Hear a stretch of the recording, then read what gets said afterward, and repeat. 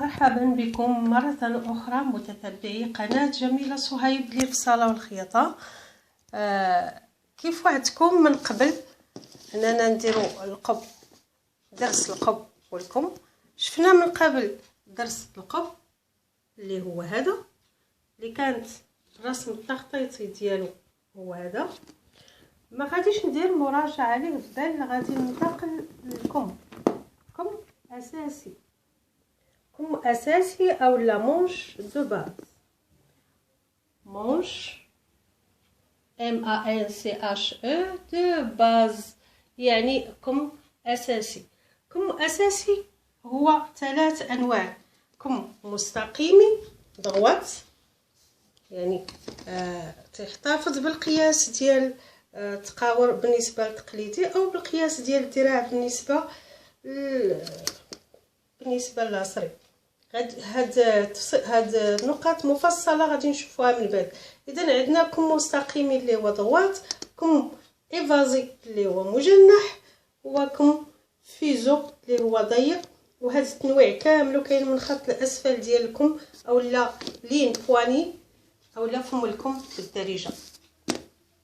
أهم ما تنشوفو في هاد الكم هو راس الكم أو خط التقويرة. غادي ندوزو للقياسات.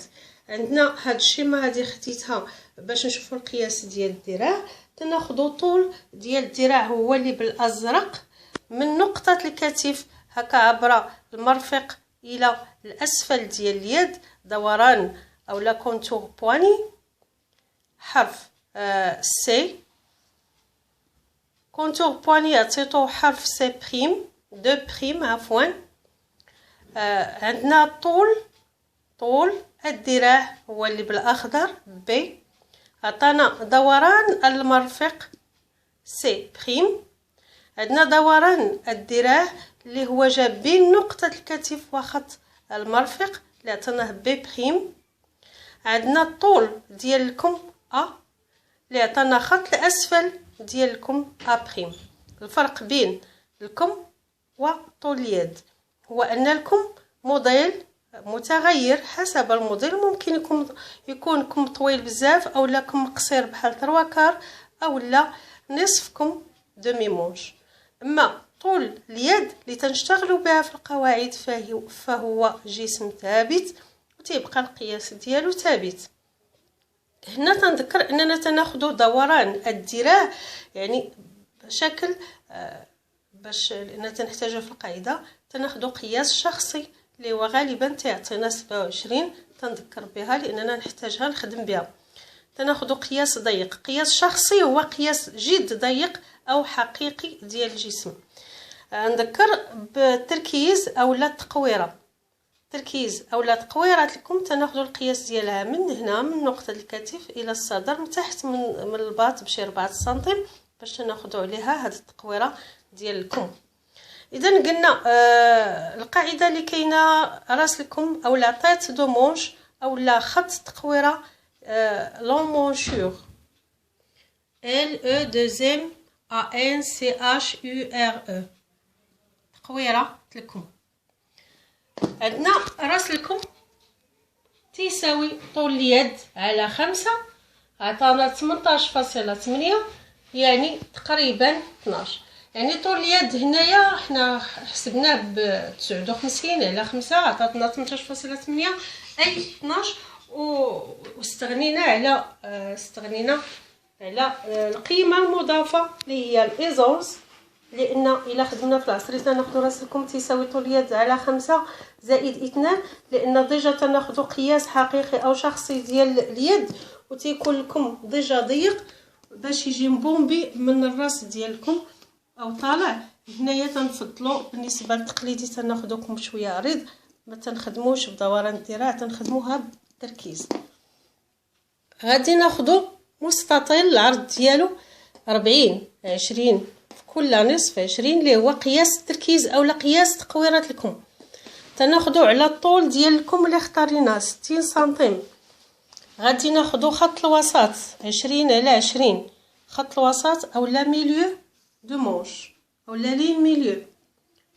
تيكون عندنا هذا المستطيل اللي هو مقسوم على 2 غادي نختاروا ليه الخلف اللي هو لين كود خط المرفق اللي هو غادي يميز لينا الخلف ديالكم، والامام اللي هو لين سيني. يعني كيفاش غادي نلقاو الامام من الخلف؟ الامام ديالكم اللي تيجي على في القدام ديال اليد او الراحه ديال اليد، تناخذوا دوران الذراع، يعني اي القياس الشخصي او الحقيقي زائد 6 سنتيم ديال القيمه المضافه الايزونس مقسومه على 4، يعني كونتور بغا بلس 6 ايزونس سور 4 غادي يعطينا شي 8.25، ولكن على حسب دوران الذراع. يعني حنا خدمنا ب 27 زائد 6 على 4 عطاتنا 8.25. هاد 8.25 تندخلوا، هذا هو المستطيل، تندخلوا من واحد الطرف بهذا الشكل، من الخارج تندخلوا وتنديروا 8.25، وكذلك في الخط الاسفل تنديروا 8.25. تنمشيو هكا دائما من هنا لهنا للداخل، من الخارج للداخل، باش تنحصلوا على هذا القياس. وهكا تيكون عندنا لين سيني اي خط الامام. خط الخلف تيعطينا 8.25 اللي لقيناها في لين سيني، تنقصوا منها سنتيم تعطينا 7.25 اللي هي الخلف او لا لين كود خط المرفق. تناخذ دائما من الخارج من الطرف ديال المستطيل تندخلوا وتنديروا 7.25، وفي الخط الاسفل كذلك تندخلوا هكا وتنديروا 7.25 باش نحصلوا على هذا الخط ديال الخلف. اذا عندنا هادو الخطوط ديال الخلف مع الامام اللي ميزوا لينا الكم.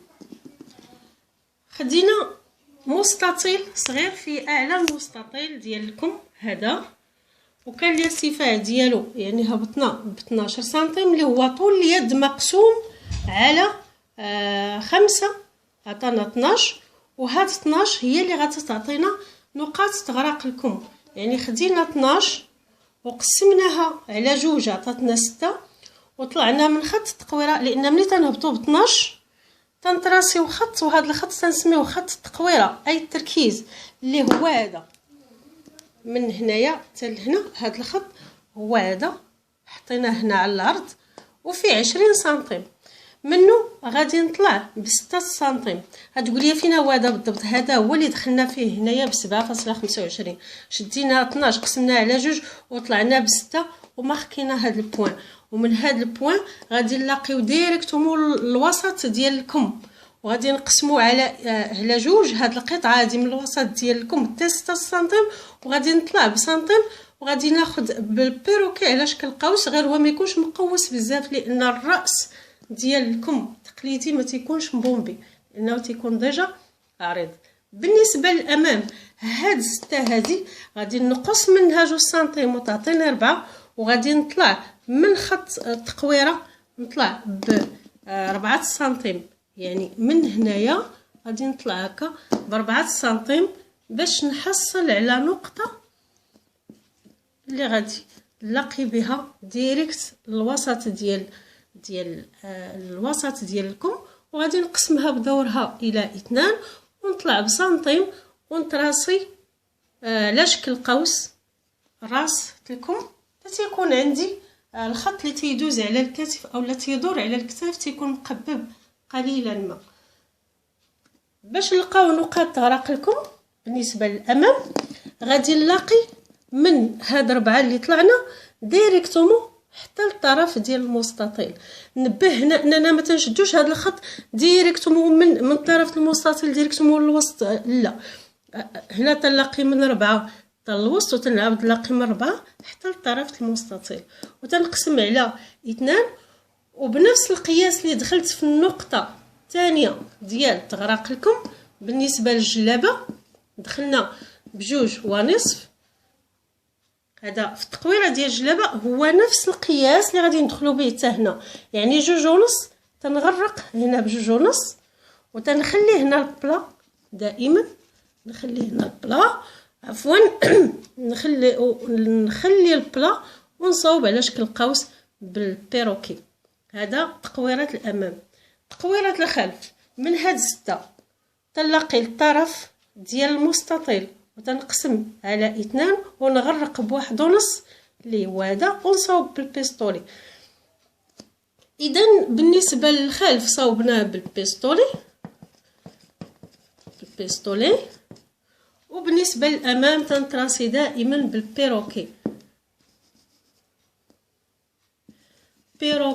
والبيروكي اولا البيستولي هما مسطرات اللي وريتهم لكم في اول درس.